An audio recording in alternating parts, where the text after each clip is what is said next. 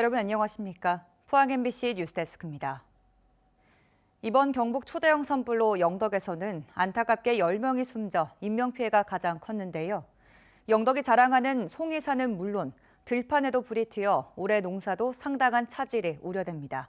농업 피해를 김기영 기자가 취재했습니다. 전국 최대 송이 생산지 영덕. 그중에서도 으뜸인 지품면은 사방 어디를 둘러봐도 새까만 소나무산뿐입니다. 몇 년을 기다려야 송이 생산이 가능한 환경이 될지 기약할 수 없어 산촌 주민들은 최대 소득원을 잃었습니다. 전국이 다 나도 우리 지품면만큼 생산이 안 됩니다. 그 정도의 많은 송이가 생산되는 곳이 전부 불에 타버렸으니까 참 막막하죠. 경북에서 청도 다음으로 많은 복숭아도 뜨거운 열기에 노출돼 겉으로는 성해 보여도 꽃눈은 말랐습니다. 사과나무도 뜨거운 불길에 그을려 밑둥에서는 진액이 나옵니다. 사과 농사를 한 20년 지었는데요. 이거 홍수도 나오고 이런 것도 있었지만은 그래도 불난 거는 처음이에요. 살지 안 살지 그거는 모르겠어요. 벌통 600군이 놓여 있던 양봉장. 벌통이 있던 자리에는 한 줌 재밖에 남아있지 않습니다. 밀원 식물이 자라던 사냐가 모두 불타 벌을 사오더라도 양봉을 할 수가 없습니다. 양봉장은 건축물이 아니어서 피해가 인정될지 미지수입니다. 벌통 말고는 다른 거는 장담을 못 한답니다. 전소에서 하나도 쓸 데가 없는데도 불구하고 조사는 안타까우니까 해 가시지만 저희들은 이거는 보상이 될지 모르겠다고 하니 저희들은 참 억장이 무너집니다. 한우도 뜨거운 불길에 화를 입었습니다. 송아지는 이미 죽어 있고 어미소도 연신 거친 기침 소리를 내며 고통스러워하고 있습니다. 이제는 나는 포기하자. 이제는 소도 키우지 말고 아무것도 하지 말자 하고 우리 아들도 이제 엄마 이참에 접자. 영덕에서는 주택 전소가 1,552채로 5개 시군 중 가장 많은 피해를 입었고 송이산 4,137헥타르, 과수원 109헥타르, 농업기계 1,188대, 과수 저장고 520동이 불타 농업 피해도 상당한 것으로 잠정 집계되고 있습니다. MBC 뉴스 김기영입니다. 이철우 경북도지사가 초대형 산불 피해 복구를 위한 특별법 제정과 예산 지원을 촉구했습니다. 이 지사는 오늘 영상브리핑을 통해 현재 피해 조사가 주택 70%, 농작물 86%, 가축 98%, 면적이 넓은 산림은 30% 진행됐고 피해 조사액은 8천억 원으로 최종 1조 원 이상이 될 것으로 추정된다고 밝혔습니다. 이 지사는 복구 계획 확정을 위한 행정 처리를 기존 2-3달에서 한 달 안으로 간소화하고 이재민 임시주택 공급을 지원해달라고 정부에 요청하는 한편 산불 피해 복구 및 지역 재건을 위한 특별법 제정을 촉구했습니다. 불법 소각과 산림지역 출입을 전면 금지하는 긴급 행정명령을 내리는 경북 지역 지자체가 빠르게 늘고 있습니다. 문경시 등에 이어 경주시도 어제부터 지정된 개방 등산로 등 산림지역의 출입 금지를 골자로 한 긴급 행정명령을 내렸습니다. 이로써 경북에선 지난달 27일 포항시를 시작으로 18개 시군이 입산 금지 행정명령을 내렸고 이번 행정명령은 별도의 해제 명령이 있을 때까지 계속됩니다. 일주일간 27명의 목숨을 앗아간 역대 최악의 산불. 말 그대로 엄청난 재난이었습니다. 그런데 그 와중에 권기창 안동시장이 직접 산불을 끄는 모습을 촬영해 자신의 유튜브 채널 홍보물로 게시했다 삭제하는 일이 있었습니다. 이정희 기자가 보도합니다. 어둠 속에서 산불 진화복을 입은 한 남성이 갈고리를 들고 흙을 긁어냅니다. 잔불 정리 작업을 하고 있습니다. 앞에서 누군가가 조명을 계속 비추고 있습니다. 마스크나 모자도 없이 불이 난 곳에서 잔불을 정리 중인 이 사람, 바로 권기창 안동시장입니다. 흘러나오는 대화 내용으로 미뤄 몇몇 공무원도 함께 있어 보입니다. 수상동 산불 현장에서 불을 끄고 있다는 자막 설명과 함께 권기창 안동시장의 개인 유튜브 채널에 올라온 영상입니다. 이 홍보 영상물 게시 알림이 구독자들에게 뜬 건 의성발 산불이 발생한 지 일주일째 되던 지난 29일 오후. 강풍에 곳곳에서 잔불과 연기가 일어 58대의 헬기가 진화 작업을 벌이던 날이었습니다. 산불이 또 다시 났나 화재가 다 진화된 줄 알았는데 수상동에 또 재발화가 된 줄 알고 많이 긴장했죠. 이런 시국에 이거를 유튜브 영상을 올렸다는 것 자체가 좀 황당스러웠죠. 그런데 이 영상을 촬영해 업로드한 날은 의성에서 산불이 시작된 지난 22일 밤. 이날은 안동 수상동 야산에서도 불이 났습니다. 당일 산불 때 찍어서 게시한 홍보물을 산불이 대형 재난으로 변해버린 29일까지도 계속 게시했던 겁니다. 논란이 일자 해당 영상은 삭제됐습니다.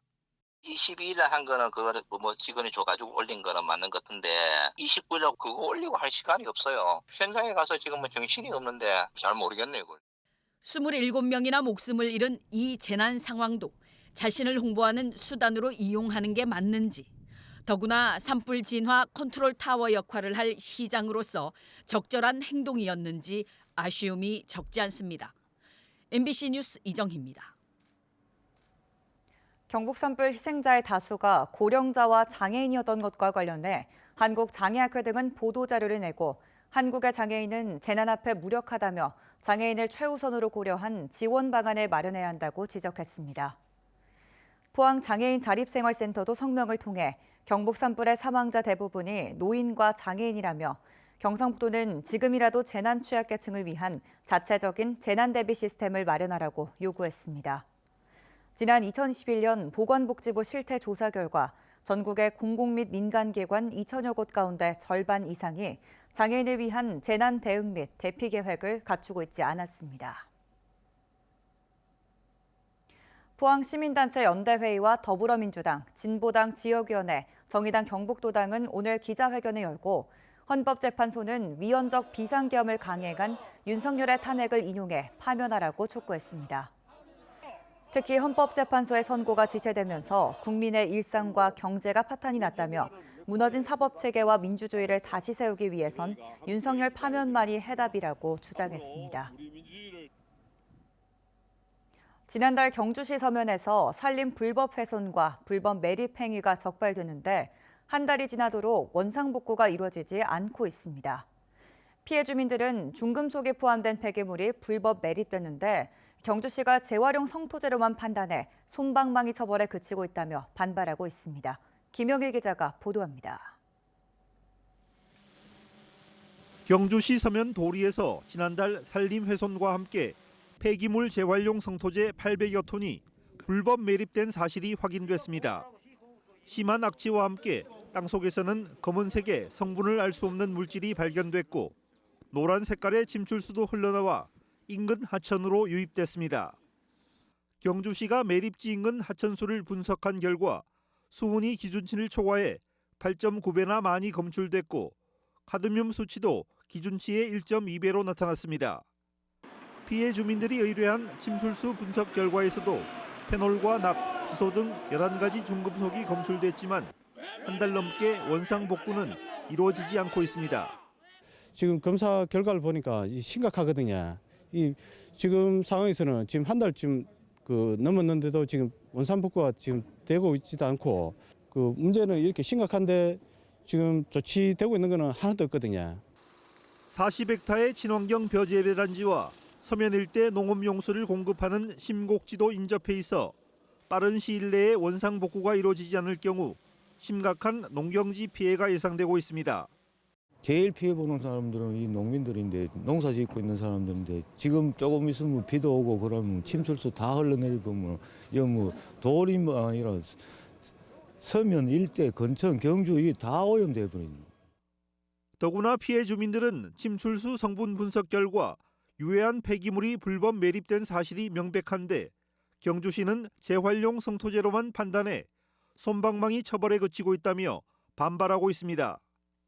논란이 일자 경주시는 최근 매립지에 대한 폐기물 용출 시험을 의뢰했고 분석 결과 기준치를 초과한 유해 물질이 검출될 경우 강력히 처벌하겠다고 밝혔습니다. 폐기물 용출 시험 검사 의뢰를 해놨고요. 그 결과에 따라서 지정 폐기물 유해 물질 함유 기준 초과 시에는 저희들이 위반 사항을 변경해서 다시 이제 고발 조치하는 것도 검토 중입니다. 집중호우나 장마철 막대한 양의 침출수가 유출되면 경주시 서면 일대 농경지에 큰 피해가 발생할 수밖에 없어 경주시가 문제 해결에 적극 나서주길 농민들은 바라고 있습니다. MBC 뉴스 김형일입니다. 포항시는 제1회 추가 경정 예산안 1,295억 원을 편성해 시의회에 제출했습니다. 이번 추경안은 국내외 정세 불안 지속으로 침체된 민생 안정을 위한 사업과 법정 필수 경비, 국도비 보조 사업 등 긴급한 현안 사업에 중점을 두고 편성했습니다. 주요 편성 내역을 보면 소상공인 특례 보증 사업과 환동의 해양 복합전시센터 건립, 영일만 4 일반 산업단지 조성 등입니다. 울진군이 정부의 신규 양식어종 지원 사업 공모에서 방어 스마트 양식 사업자로 선정됐습니다. 사업 대상지는 울진군 매화면 오산리와 북면 덕천리 해역으로 오는 2028년까지 300억 원을 투입해 해상 가두리 양식장과 육상 스마트 양식장을 비롯해 연구 및 가공시설도 조성할 계획입니다. 난류성 어종인 방어는 기후변화로 인해 최근 동해안에서도 많이 잡히고 있으며 대규모 양식을 통한 출하가 시작되면 관광산업 등 지역경제 활성화에 도움이 될 전망입니다. 이번 산불 현장에서 구조활동을 이어온 6개 동물단체 연합이 공동으로 기자회견을 열고 동물 피해 대응 현황을 알리고 반려동물 동반 피난법 입법도 촉구했습니다. 의성 산불 발생 직후인 지난 23일부터 안동에 긴급 구조 캠프를 꾸린 루시의 친구들은 현재까지 피해를 입은 100여 마리의 반려동물을 구조해 치료하고 있다고 밝혔습니다. 산불 현장에서 죽거나 화상, 탈수 또는 구조와 치료가 늦어져 심각한 위기 상태에 방치된 동물이 훨씬 많지만 구조와 치료는 민간에서 전담하고 있는 게 현실이라고 지적했습니다.